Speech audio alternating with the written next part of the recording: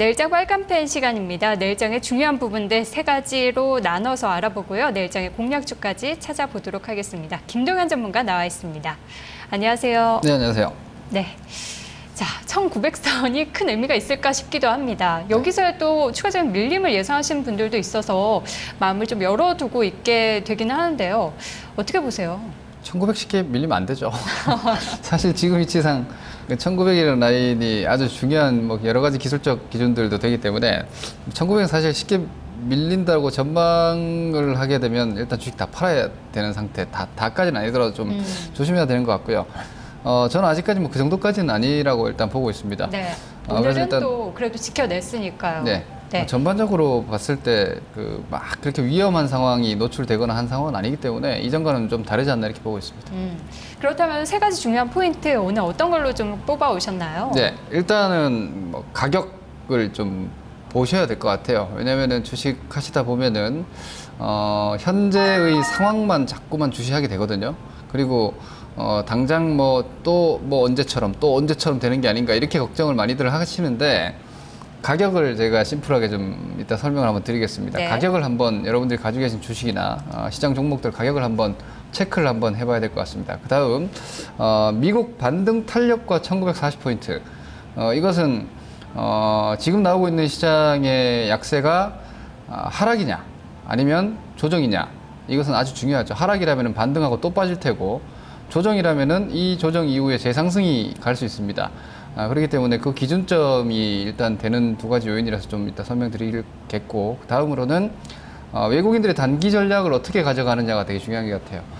현물은 아직 안 들어옵니다. 현물은 어차피 미국 선거라든지 이런 여러 가지 불확실성 때문에 좀 현물 쪽 흐름을 좌우하는 유동성 지표들이 지금 정체기를 보이고 있기 때문에 현물 쪽에 대해서는 좀 크게 기대하지 않는다라고 봐도 외국인들의 선물 동향이 단기적인 시장 방향성을 거의 선행적으로 보여주기 때문에 외국인 선물 동향을 계속 좀 체크해야 될 것 같습니다. 네, 첫 번째부터 보겠습니다. 가격 이렇게 뽑아오셨는데 굉장히 심플합니다. 네. 사실 지난번에 가격 메리트로 치자면 지금 말도 안 되게 싼 가격에 와 있는 네. 대형주들이 많다 이런 얘기를 해주셔서 좀 비슷한 맥락의 이야기인가요? 네, 얼추 비슷한 얘기인데요.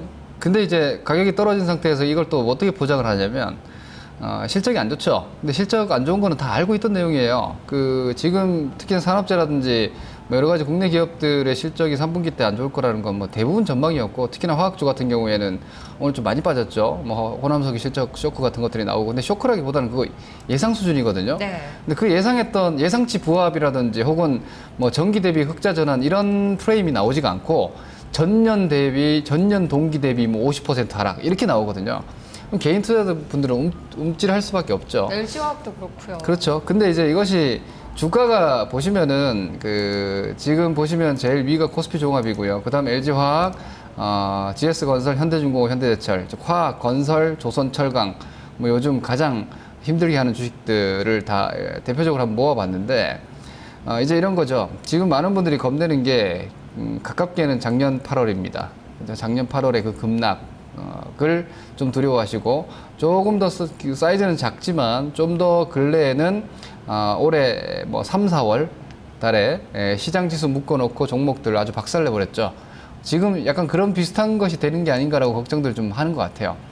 근데 냉정하게 보면은 지금 시장 지수는 작년도 8월 달에 2200대에서 1600대까지 떨어졌고 거기서 종목들이 LG화학 60만 원대에서 30만 원대까지 떨어졌습니다. 그리고 GS건설 같은 종목 13만 원대에서 7만 5천 원까지 떨어졌고요. 현대중공업 50만 원대에서 20만 원대까지 떨어졌습니다.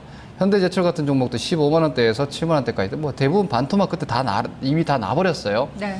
그리고 나서 올해 1월 달까지는 반등이 이들이 좀 많이 나왔습니다. LG화학 같은 경우에는 40만 원까지 반등 나왔다가 다시 20만 원대, 30만 원대까지 갔고 그리고 GS건설 같은 경우에도 한 11만 원대까지 갔다가 지금 또 한 6만 원 와 있습니다. 이런 가격들을 보면은 작년도 8월이 훨씬 높았고요. 그리고 올해 3월이 또 지금보다 월등히 높았습니다. 그러한 어떤 가격이 떨어질 여지가 충분한 상황까지 갔을 때는 가격 조정이 충분히 나올 수가 있게 되는데 지금을 가만히 보시면 지수는 지금 1910포인트대에 있는데 LG화학 같은 경우에는 1600대 그대로 있고요. GS건설 같은 경우에는 1600대 이미 깨졌습니다. 지수 환산 한 1500, 한 2, 30 정도에 위치해 있습니다. 그리고 현대중공업 같은 경우에도 이미 1600대 이하에 있고요. 현대제철 같은 경우에도 거의 1600대 있습니다. 이 말은 이미 어떤 그 경기 우려, 재정 위기, 유럽발 재정 위기, 미국에 대한 어떤 그 재정 우려감 등을 통한 경기 우려감에 따른 주가의 디스카운트는 이미 발생돼 있다는 얘기입니다. 이러한 상태에서의 최근에 실적 악화가 되다 보니까 많은 분들이 이렇게 얘기를 합니다. 낮은 가격에 실적이 어느 정도 좀 충족되고 있다. 즉 이 낮은 가격이 현실화되고 있다. 이렇게 말씀하시는데 그건 맞는 말인데 네. 이미 반영되어 있기 때문에 그것 때문에 뭐 더 싸지는 걸 우려하는 건 좀 무리인 것 같고요. 현재 시장은 공포감이 추가적으로 발생돼 가지고 여기서 한 번 더 빠졌다가도 돌아올 수 있는 가격이라는 게 중요합니다. 그러니까 주가가 비쌀 때 사가지고 물린다면 문제가 되지만 충분한 밸류에이션적인 하단 영역에서 주가 매수를 하거나 홀딩을 할 경우에는 만약에 어떤 공포감을 가지고 시장에서 투매가 나왔다가도 이 가격까지는 쉽게 돌아 나옵니다. 지금 제가 볼 때는 코스피 대형 쪽에서 많은 낙폭주들이 그 정도의 위치에 있기 때문에 네. 만약 대응이 어렵거나 혹은 이후에 좀 위험한 상황이 발생되더라도 대응이 어려운 분들은 지금 정도의 위치에서는 극단적 공포는 안 가지셔도 되지 않나라고 보고 그러면요, 있습니다. 전문가님. 네. 이게 아무리 매력적으로 싼 가격이라고 해도 지금 대형주들의 문제는 수급이 뒷받침이 안 된다는 거니까. 그죠. 바꿔 말하면 적극적으로 사진 못하더라도 갖고 계신 분들이 더 이상 걱정할 자리는 좀 크지 않다. 이렇게 정리해 보면 될까요? 근데 걱정이라는 게 짧게 봤을 때 더 떨어졌다가 오느냐에 대한 걱정은 있을 수 있겠죠. 네. 근데 그것을 견딜 수준의 가격이 된다는 얘기고 오히려 저는 매수 관점이라면 밀릴수록 오히려 이럴 때 사는 것이 중장기적인 투자의 매수 관점이 아닌가 이렇게 보고 있습니다. 네. 두 번째 이슈 보도록 하겠습니다. 미국 반등 탄력과 1940. 네. 코스피가 1940까지는 좀 회복을 해줘야 된다 이런 이야기인가요? 넘어가야 된다는 얘기입니다. 네. 그러니까 지금 그 차트 잠깐 보시면은 미국은 아직까지는 그 2011년부터의 이어지는 추세도 아직 안 무너졌습니다. 어제 급락이 나왔지만 뭐 그래서 오늘 내일 정도로 해서 반등 자리가 들어오는데 그 반등이 그러니까 한국만 움직여서는 안 되고요. 미국이 그 반등에서 이 13,300포인트 정도 다우 기준으로 그 자리가 직전 돌파했던 고점이고 현재 위치상으로는 다시 이 위로 올라가 준다면 미국 시장은 아직까지는 하락을 우려한 시장은 아닌 겁니다. 상승 추세가 유지가 될 수 있고 여차에서는 고점 돌파도 아직도 유효한 상황이 되기 때문에 13,300의 미국 빠른 회복 여부가 현재의 조정이 조정 이후에 재상승이 되느냐 혹은 1차 하락이 발생됐고 그 가격을 넘지 못한다면 반등 이후에 또 떨어질 수가 있게 되는 구조가 됩니다. 그와 연결해서 다음 코스피 그림을 좀 보시면 네. 이런 구조가 발생이 된다면 코스피가 1940포인트 라인이 좀 넘어가 줘야 됩니다. 현재 위치가 1940 라인이 작년 4월부터 떨어지고 있는 이 조정 추세, 수렴 조정 추세에 돌파했다가 밀려난 추세이고요. 이 위로 다시 올라가 줬을 때 일단은 최소한 횡보 정도의 에너지가 생기는 것이고 넘어서는 코스피 역시도 재상승의 기운을 미국 시장과 맞닥뜨려서 가져갈 수 있기 때문에 이 시장 자체가 1940이라는 라인을 회복을 하느냐 회복을 하지 못하느냐는 지금 현재 발생되고 있는 이 10월 달의 조정이 일시적 조정이 되느냐 아니면은 뭐 연말까지 좀 더 시장을 다운밸류를 형성할 수 있는 전조가 되느냐에 대한 좀 확인 시점이 될 것 같습니다. 그 부분에 따라서 반등 시에 현금을 좀 컨트롤했다가 이후에 저점 매수 전략을 구사해야 될 것인지 아니면 주식을 그대로 강력하게 가져가거나 혹은 매수 관점으로 접근해야 되는지에 대한 변곡 구간이 될 거라고 보고 있기 때문에 현재 위치가 남아있는 한 2개월 정도의 연말까지의 전략에 있어서는 좀 중요한 포인트가 될 것 같습니다. 네, 주식 비중 조절의 기준도 되겠네요. 네. 세 번째 보겠습니다. 외국인 선물 동향. 현물 시장에서는 아직 좀 그렇고 선물 쪽에서는 매매를 해주는데 이게 좀 기초적인 방향성은 아직까지 크게 보여주지 않고 있거든요. 네, 뭐 그게 지금 현재 관건인 것 같아요. 사실상 어제 미국 시장이 급락을 했는데 과거 같은 경우 한 이 정도 빠지면 거의 유럽 문제나 좀 위험한 상황이라서 안전손해 현상이라는 전형적인 모습이 나오죠. 달러화가 크게 올라가고 금 가격 올라가고 뭐 혹은 뭐 상품 쪽으로 돈이 도망가는 이런 양상인데 어제 같은 경우에는 채권도 빠졌고요. 그리고 달러도 많이 안 올랐습니다. 금도 빠졌어요. 뭐 엔화도 떨어지고. 그렇죠. 이것은 안전자산 선호 현상은 아니거든요. 그러면 실적 우려감이나 차익 실현이라고 볼 수 있기 때문에 그 외국인들 유동성은 일단 달러가 좀 떨어지면 움직일 수 있는 구조가 되어 있기 때문에 현물 유동성은 일단 그 시스템 하에서 움직인다라고 보이니까 현재로서는 큰 의미를 두긴 좀 어려울 것 같고, 오히려 외국인 선물이 일단 단기적인 시장 방향성을 계속 잡을 겁니다. 최근에 10월 초중순 이후부터 외국인들은 12월물 한 만계약 근처에서 한 이틀 사면 한 이틀 팔고 그냥 단기 매매만 계속 하고 있거든요. 이것은 일중 변동 혹은 하루 이틀 정도의 일간 변동성은 크게 나오지만 아직까지는 외국인 주도하에서의 어떤 방향성을 하방으로 잡는다거나 뭐 이러한 정도의 흐름은 아직 아니라고 보여지기 때문에 네. 외국인이 만약 여기서 선물을 막 대규모로 막 누적으로 매도를 쌓아버린다. 그렇다면 시장이 횡보를 하더라도 한 번 더 아래쪽을 확인할 가능성이 높아지는 것이고, 반대로 외국인들이 여기서 선물 환매수를 해나간다거나 그렇다면은 시장은 1900 라인은 당분간 좀 지켜진다. 뭐 이렇게 보시면 될 것 같습니다. 알겠습니다. 유망 업종 이야기 들어보도록 할게요. 네.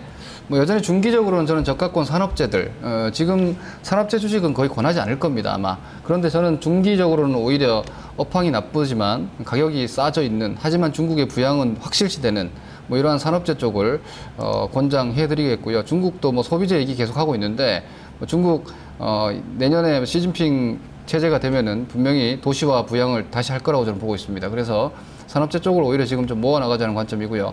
단기적으로는 그 산업재 쪽에도 낙폭주들이 있는데 단기적으로 많이 빠져있는 반등 종목들을 한번 노려볼 만한 것 같습니다. 그쪽은 산업재가 아닌 것도 있습니다. 그래서 중국의 분명한 부양 의지라든지 지수 환산 1600대 산업재 중기 매수, 그리고 자동차, 건설 쪽에 단기 급락 기술 반등권 종목들이 꽤 있는 것 같습니다. 이쪽을 한번 공략해 보시기 바랍니다. 여기에 OCI는 포함이 안 되는 거죠? 이쪽은 중기적 관점이 되겠죠. 네. 이것은 단기 반등이라기보다는 좀 중기적인, 하지만 뭐 미국의 대선에서 오바마가 당선이 돼야 될 거고, 그리고 전반적인 그 산업 정책이 어떻게 가느냐가 다시 한번 확인돼야 되니까 여러 가지 지금 대선도 사실 미국 대선에 걸려 있는 불확실성이 많아서 네. 대형주가 아직 아주 탄력적으로 움직이지는 못할 겁니다. 제가 말씀드리는 보유 내지는 매수의 전략 자체가 뭐 내일 사가지고 당장 급등한다, 랠리가 나온다라는 관점이기보다는 시장이라는 것이 빠지지 않은 반등이 나오는 것이고, 그리고 경계감이 크다가 반등이 나오면은 어느 정도의 종목 리바운딩이 나오니까 가격 보시고 너무 싸게 팔지 마시고 여력이 있으시면 오히려 이럴 때 좋은 종목들은 좀 사서 모아도 된다, 이렇게 보고 있습니다. 네. 구체적으로 어떤 종목을 좀 노려볼까요? 네, 일단 뭐 제가 기아차 할까 GS건설 할까 고민을 좀 했는데 뭐 기아차는 다들 그냥 알아서 하실 것 같고 GS건설을 좀 말씀드리겠습니다. 매수 사유는요, 철저히 기술적 반등 매매 전략입니다. 저는 사실 업황상으로는 건설주 아주 안 좋게 봅니다, 여전히도요. 그래서 건설주가 1600대 저점이 다른 업종보다 먼저 깨졌다라고 보는 입장인데, 뭐 국내 그 주택 시장은 뭐 거의 저는 이미 포화 상태이기 때문에 거기에 대한 어떤 추가적인 공급이나 수요 기대 역시도 뭐 무리가 따른다라고 보이기 때문에 뭐 철저히 기술적 반등 매매이고, 그리고 유가도 인플레이션 통제가 돼야 되니까 아무래도 해외 플랜트라든지 이런 쪽이 시장의 포커스가 되려면 시간이 좀 많이 필요합니다. 경기가 꽤나 많이 좋아져야지 유가가 움직일 테니까 일단 그 부분에 대해서 뭐 펀더멘털이라든지 장기 성장을 보고 매매하기보다는 일단 기술적 트레이딩, 그 중에서는 그나마 어떤 손실 데미지에 대한 부분이 국내 건설 쪽에서도 GS건설은 브랜드 가치를 좀 가지고 있고, 그리고 해외 쪽 수주 역시도 크지 않으나 계속해서 공략할 수 있는 그런 브랜드를 가지고 있기 때문에 GS건설이 좀 유리하지 않나라고 봅니다. 기술적으로 일단 접근을 해야 되니까 차트를 한번 보시면서 가격 설명을 좀 드리면요. 네. 일단 62,000원대 정도의 매수면 충분할 것 같습니다. 오늘 62,400원인데 사실 오늘 저점 정도라도 기술 공략은 뭐 가능한 위치에 좀 들어갔다고 보시면 되고요. 목표 가격은 뭐 현재 위치에서 이 종목을 사가지고 뭐 장기적으로 10만 원 봐라 라고 할 수도 있는데, 이게 건설업종이라서 별로 그렇게 하고 싶지가 않습니다. 그래서 현재 위치에서는 일단 6만 지금 위치에서 개파락 나온 66,500원, 그러니까 어제 그제 급락 정도는 한번 되돌릴 수 있다. 뭐 이 정도로 봐도 한 7% 정도의 기대 수익이 나오니까 뭐 그 정도는 한번 충분히 볼만한 위치인 것 같고요. 그리고 손절 가격대는 사실 지금 위치에서 뭐 건설 업황이 좋지 않다고 해도 가격 만만합니다. 그래서 굳이 여기서 사가지고 뭐 더 낮은 손절까지는 안 하셔도 되지 않느냐. 네. 사실 여차하면 중기도 갈 수 있다.